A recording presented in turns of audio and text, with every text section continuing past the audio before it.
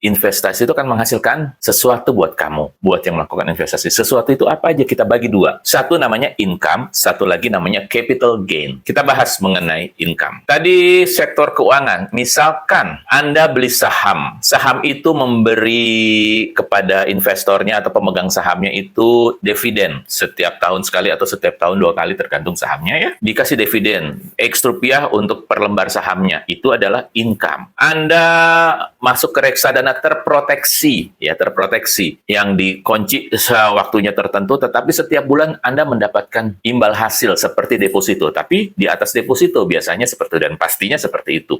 Itu adalah income di sektor keuangan. Anda tadi saham, lalu reksadana juga sama. Agak lebih besar Anda berani main di obligasi korporasi atau obligasi pemerintah. Nah, obligasi sudah pernah kita bahas ya. Obligasi itu pada titik tertentu bisa kita jual dan hasil penjualannya itu ada dua halnya. Satu, income dari kupon obligasi itu sendiri, misalnya ORI itu ada kuponnya guys, ya.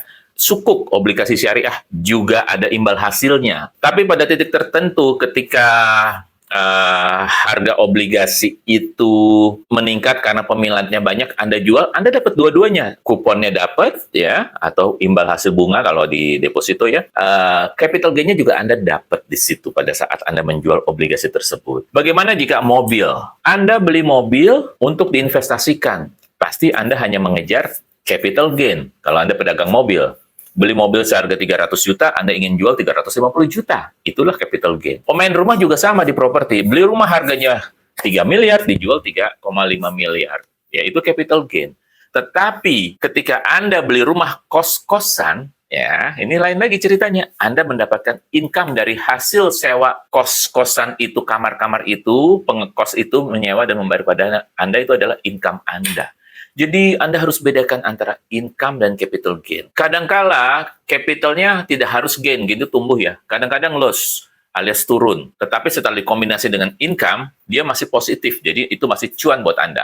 Yang parah ketika capital loss, lalu income-nya tidak terlalu bagus sehingga diakumulasi loss-nya lebih banyak dan hasilnya negatif. Itu adalah Anda rugi alias tidak untung gitu ya.